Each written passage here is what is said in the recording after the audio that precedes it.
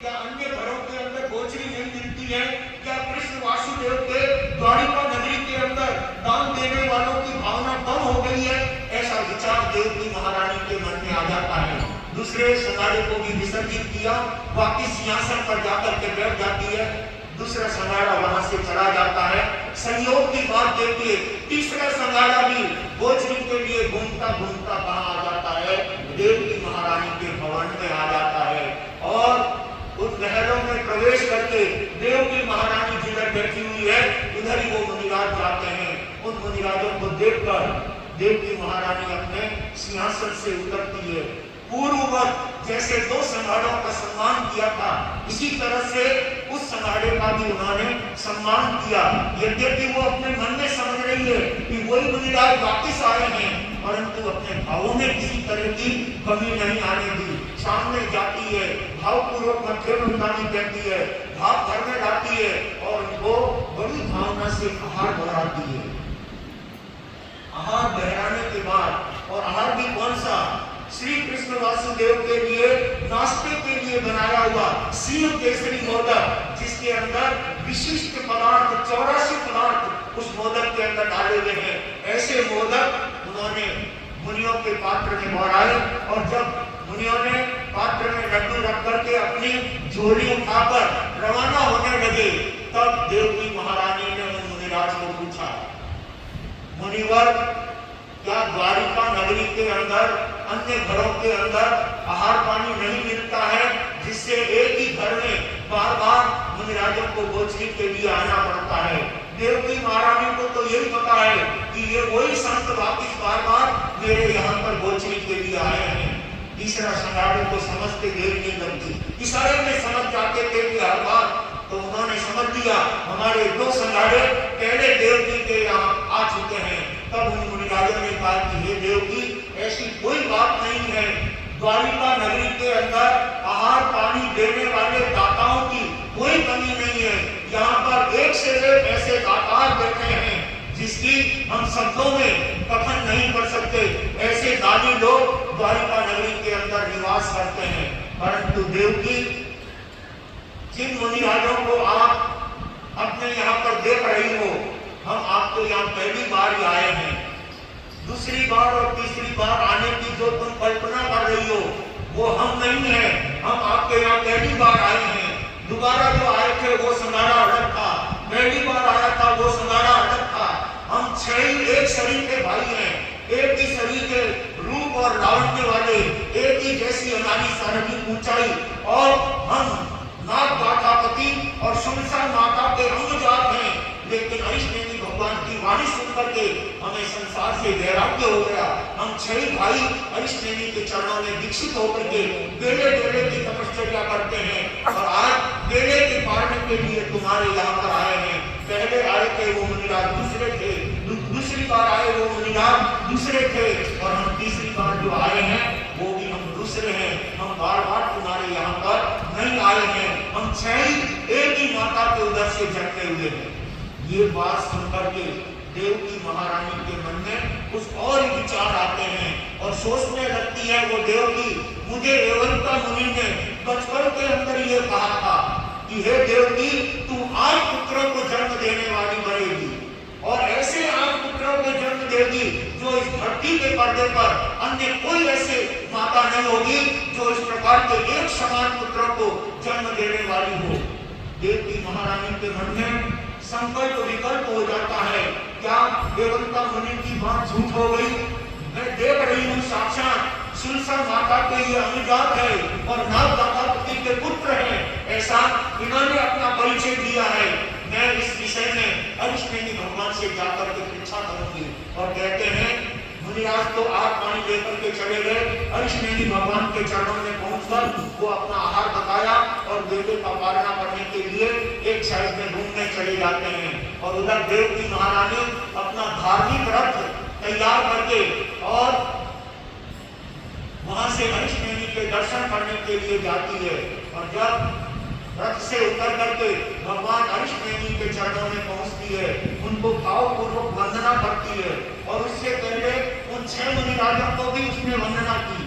जिन मुनिराजों ने मुनिराजों को आग पानी भराया था, उन मुनिराजों को वंदना की, अरिष्ट ने भगवान को भी वंदना की और वंदना नमस्कार करके उनके सामने इसलिए बैठ जाती है कि मैं अपने प्रश्न का समाधान तीर्थंकर परमात्मा से करूंगी। ऐसा सोच करके ध्वनि देव की महारानी भगवान के सानिध्य में बैठ जाती है। तब अरिष्ट भगवान कहते हैं, हे देव की, तुम्हारे मन में ऐसा संकल्प आया, जिन 6 मुनिराजों को तुमने अपने हाथों से प्रतिपादित किया, उन 6 मुनिराजों को जन्म देने वाली कोई दूसरी माता है, ऐसा तुम्हारे मन में विचार आया? बोले हाँ हाँ भंते, मेरे मन में ऐसा ही विचार आया है और यही पूछने के लिए आपके चरणों में उपस्थित हुई हूँ। अरिष्ट भगवान खुलासा करते हैं, हे देव की, जिन 6 मुनिराजों को तुमने आर पानी बहराया, वे 6 मुनिराज सुरसा के पुत्र नहीं, लेकिन तुम्हारे अनुजात है। जन्म तो तुम्हारे द्वारा दिया गया है, लेकिन देवता उन पुत्रों को ले जाकर के सुरसा के यहाँ पर रख देते थे। ये बात आपने जन्माष्टमी के दिन, कृष्ण जन्मवांचन के दिन सुना था। आइए सौभाग्यशालियों, वे 6 भाई जिनको देवकी ने जन्म दिया था, लेकिन देवता ने सुनसा के यहाँ पर ले जाकर के रख दिया और सुनसा के यहाँ पर बड़े हुए। सुनसा के वहां पर उनके लग्न आदि के सारे कार्य हुए, संसार का काट देखा और अरिष्ट भगवान की वाणी सुनकर दीक्षित हो जाते हैं। सचमुच में ऐसे आदर्श संत रत्न को जान करके और देव की ये बात सुन करके उनके 6 पुत्र मेरे हैं, ये अरिष्ट भगवान ने खुलासा करने पर देव की महारानी अरिष्ट भगवान को अगला करके जहाँ वो 6 मुनिराज बैठे हैं, वापिस उनसे दर्शन करने जाती है, उनको वंदना करने जाती है और कहते हैं, देव की महारानी जब उन 6 मुनिराजों को अपनी नजरों से देखती है तो उनको इतना हर्ष और खुशी होती है कि उनका शरीर फूल जाता है, उनका रोम रोम पुलकित और हर्षित हो जाता है। कहते हैं उनके पंचोटी की डोरें टूट जाती है और स्तनों से दूध की धारा छूट जाती है। ऐसा पुत्र के प्रति माता के मन में अनुराग होता है और उस अनुराग के साथ ही देवकी का ये सारा कार्य वहां होता है। सारे मुनिराज देखते रह गए कि आज तक दर्शन करने के लिए तो कई माताएं आई है, परंतु इतना हर्ष, इतनी खुशी, इतनी प्रसन्नता हमने किसी माता के जीवन में नहीं देखी। क्या बात है। तब उस समय देवकी ने सारी बात अरिष्ट भगवान की कही हुई वहां पर वो उपस्थित करती है। सारे मुनिराज सुनकर स्तब्ध रह जाते हैं।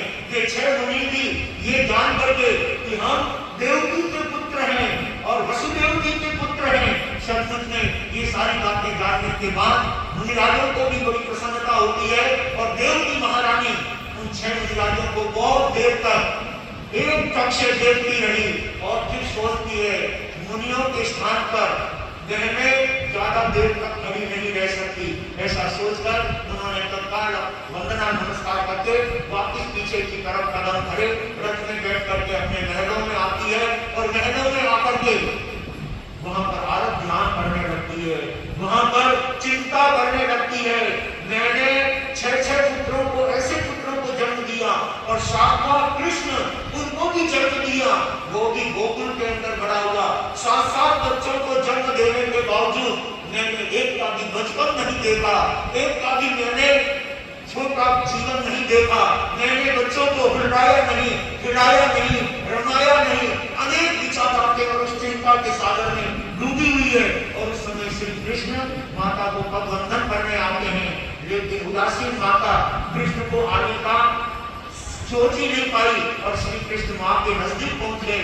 उनके चरणों में भावपूर्वक स्पर्श करते हुए, उनके चरणों के अंगूठे का स्पर्श करते हुए उनको विनम्रता के साथ प्रणाम किया और माता जी से कहा कि माता जी, आप इतनी किस बात को लेकर चिंता कर रहे हो?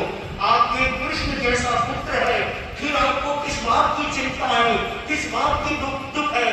तब देवकी ने कहा, हे कृष्ण, तुम जैसे 7 पुत्रों को जन्म दिया, लेकिन मैंने एक का भी बचपन नहीं देखा, इसलिए मुझे इस बात की बड़ी चिंता है, मुझे बहुत उदासीनता है। श्री कृष्ण अपनी माता से निवेदन करते हैं, माता जी आप कोई चिंता न करें, मेरे छोटा भाई होगा। ऐसा एवंता मुनि ने कहा है, 7वां नंबर मेरा है, अभी एक भाई होना मेरे बाकी है, इसलिए आप उस भाई का बचपन और उनका सारा लालन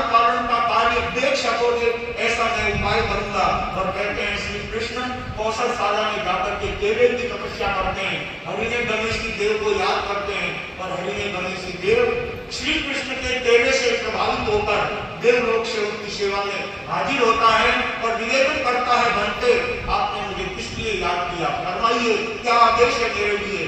तब श्री कृष्ण ने कहा कि मेरे छोटा भाई होगा, ऐसा मुझे पूरा जानकारी में है, लेकिन तुमको इसलिए याद किया है कि जैसे 6 भाइयों को देवकी से दूर करके सुनसान के यहाँ ले जा करके रख दिया, ऐसे मेरे होने वाले छोटे भाई को माता से दूर नहीं करोगे।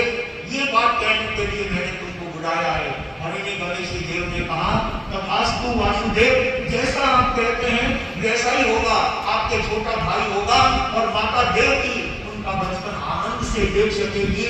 और एक निवेदन करता हूँ कि वो आपका छोटा भाई 16-17 वर्ष का होते ही हरिश्चंद्र भगवान के चरणों में दीक्षा ले लेगा, संयम लेकर के अपने आत्म कल्याण के मार्ग में लग जाएगा।